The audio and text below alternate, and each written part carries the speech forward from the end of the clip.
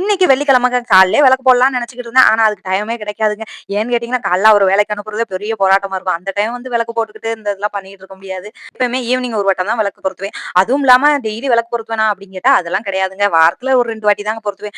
பெரும்பாலும் பார்த்தீங்கன்னா, அந்த செவ்வா, வெள்ளி தாங்க விளக்கு ஏத்துவேன். மத்த நாள்லாம் பார்த்தீங்கன்னா, எங்க வீட்ல சிக்கன், மட்டன் எடுத்துருவாங்க.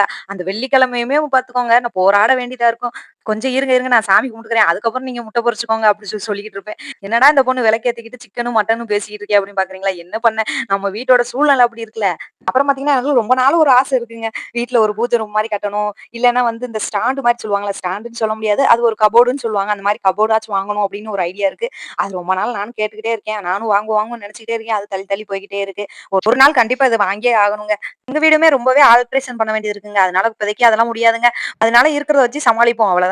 அப்புறம் பார்த்தீங்கன்னா, எந்த தெய்வமே கேட்கலங்க. இந்த மாரி என்னை இப்படி வச்சு கும்பிடணும், அப்படி வச்சு கும்பிடணும்.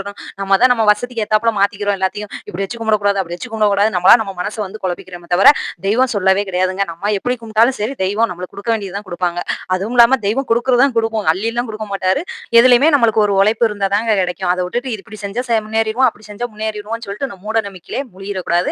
நம்ம வீட்ல என்ன இருக்கோ அத வச்சு கும்பிட்டாலே கடவுள் ஏத்துக்குவாரு. நம்ம ஒரு மன நிம்மதிக்காண்டி தான் கும்பிடுறோம்.